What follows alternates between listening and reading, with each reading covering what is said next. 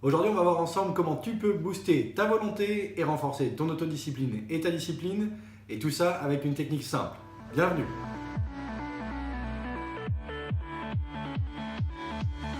Salut les amis, c'est Charles Gauthier. Je suis ravi de vous retrouver aujourd'hui pour une nouvelle vidéo.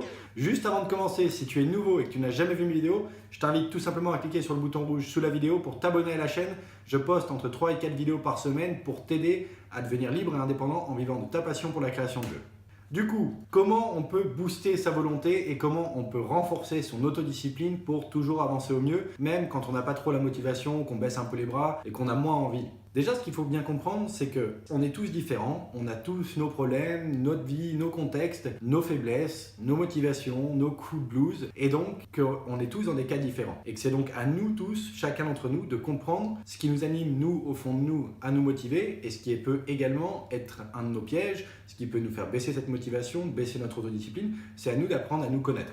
Ce qu'il faut également comprendre, c'est que la volonté et l'autodiscipline, ce sont un peu comme des muscles. C'est-à-dire qu'on peut les entraîner, on peut progresser là-dedans, qu'il n'y a rien de fatidique, se rendre compte qu'on n'est pas très bon dans l'autodiscipline ou qu'on n'a pas une grande volonté, parce qu'on peut l'améliorer dans le temps. Et il faut bien comprendre d'ailleurs que ceux qui réussissent le plus en général sont ceux qui ont le plus de volonté, parce qu'ils ne s'arrêtent jamais devant un obstacle. Alors petite remarque là-dessus d'ailleurs, l'optimisme et la volonté sont deux choses différentes. Tu peux être très optimiste et ça peut te rendre moins vigilant et donc tu peux être amené à faire plus d'erreurs parce que justement tu as moins de vigilance et que tu vas un peu plus à la cool. Donc attention, la volonté c'est de la rigueur, c'est de la discipline. L'optimisme ça peut être un peu plus farfelu, même s'il y a un peu ce côté engouement dans l'aventure. Maintenant, je me suis un petit peu amusé à rechercher d'où pouvait venir la volonté et l'autodiscipline. Et bien, apparemment, d'après pas mal d'études scientifiques, alors j'avais pris des notes dans mon calepin, j'ai plus forcément les sources, la volonté vient vraiment de notre cortex préfrontal, donc la zone de l'avant du cerveau. C'est également la zone la plus récente qui est apparue dans l'évolution de l'humain. Et ce cortex préfrontal est en fait la zone du cerveau qui est responsable de nos réflexions et de nos apprentissages. Contrairement aux deux autres parties du cerveau qui sont plus anciennes, la reptilienne et la mammalienne.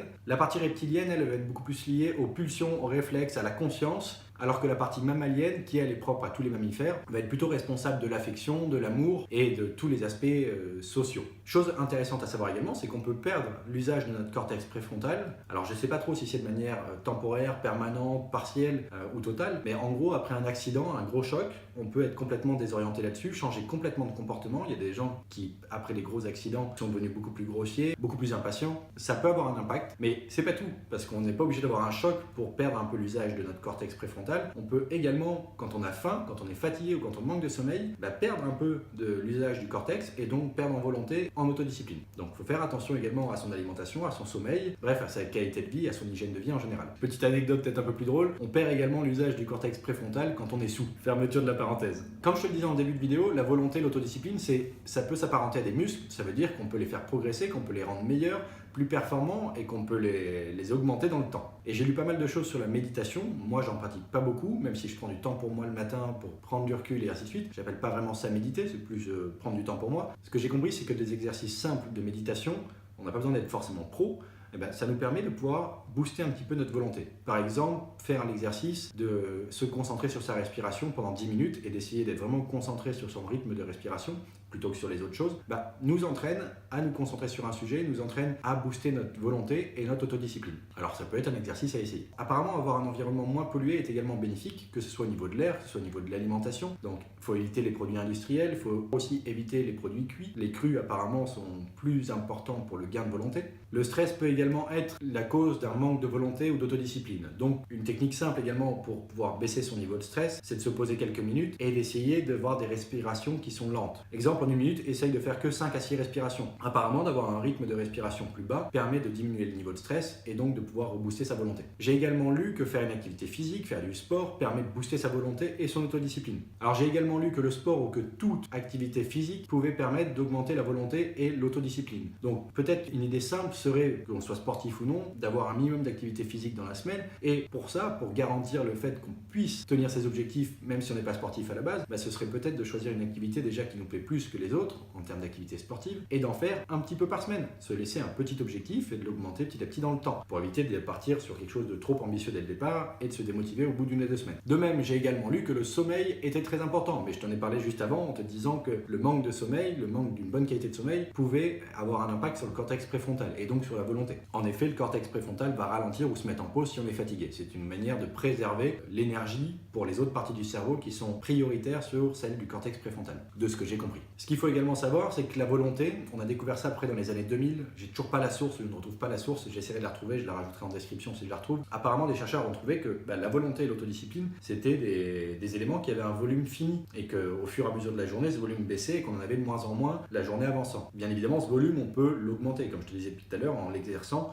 on peut augmenter ce volume et en avoir plus du coup sur la journée. Si on a un volume limité de volonté et d'autodiscipline, alors il va falloir les utiliser avec intelligence et stratégiquement. Peut-être les réserver pour des tâches très importantes au début de journée plutôt que de les garder qu'à la fin quand on est épuisé. Et donc un exercice que je te propose de faire pour booster ta volonté, c'est de choisir un domaine que tu affectionnes particulièrement et que tu as envie de développer et de progresser. Pourquoi? Parce que de ce que j'ai pu comprendre, le fait de développer sa volonté dans un domaine précis va avoir un impact également sur la volonté qu'on a dans les autres domaines. Ça va les faire progresser. Et là, attention, ça revient également à ce que je pouvais expliquer dans des précédentes vidéos, il y a une grande différence entre la régularité et l'intensité. Ça va te servir à rien de faire ça à fond une fois et puis de laisser tomber, puis de refaire ça à fond dans 2 semaines. Non, il vaut mieux que tu fasses un petit peu tous les jours ou un petit peu régulièrement et garder cette régularité, garder ce rythme. C'est ça qui va vraiment ancrer ces apprentissages et ancrer la progression de ta motivation, de ta volonté et de ton autodiscipline. Et attention également à notre cerveau. Notre cerveau nous joue des tours. Il a ses limites. Il y a des études qui ont été faites auprès des sportifs et qui ont prouvé que les sportifs étaient prêts à s'arrêter avant d'être fatigués physiquement. Donc ça veut dire que c'est cérébral. Ça veut dire que c'est le cerveau qui envoie l'information de oh, t'es fatigué, arrête-toi. Alors que physiquement, il pouvait continuer. C'est peut-être un moyen de protection du cerveau pour protéger le corps avant qu'il soit épuisé. Mais en tout cas, c'est vrai. Donc ça veut dire que la décision de cette volonté va être prise par le cerveau et non pas physiquement. Apparemment, il en est de même quand on doit surmonter nos peurs, quand on doit sortir de notre zone de confort, quand on doit passer à l'action sur quelque chose qu'on ne connaît pas, qui nous fait un petit peu peur. Et ben là aussi, le cerveau va un petit peu nous protéger. C'est le sentiment de la peur, hein. C'est une manière de fuir des choses qui sont nouvelles, mais il faut pouvoir surmonter ça. Le cerveau peut également nous jouer des tours et c'est facile pour nous de tomber là-dedans. Attention également au sentiment de fierté et d'accomplissement quand tu vas avoir fait ta première étape ou ta deuxième et que tu vas voir que tu auras tenu ton objectif que tu t'étais fixé et donc que tu vas booster ta volonté, ton autodiscipline. Mais attention au revers de médaille parce que le fait d'avoir passé 1, 2, 3, 4, 5 premiers objectifs, tu vas peut-être te dire hey, yes, c'est facile, c'est cool. Et puis du coup, tu te relâches un petit peu et c'est là que tu prends le retour de bâton et que tu peux tout abandonner. Donc fais bien attention à ça, reste concentré, motivé et analyse bien tes performances et ton gain de motivation et de volonté. C'est un syndrome classique, cette réussite, ce moment de relâchement, ça peut entraîner des difficultés, on peut vite manquer de vigilance et donc on peut échouer plus facilement. C'est dangereux. Attention également à ce qu'on appelle la licence morale au niveau de la volonté. Je prends l'exemple des sportifs, de ceux qui vont à la salle, faire du crossfit et tout ça, et qui vont se défoncer à fond, brûler 2000 calories, et puis ressortir de la salle et aller se faire un McDo, un gros burger ou manger une bonne pizza, enfin quelque chose de bien gras, et finalement,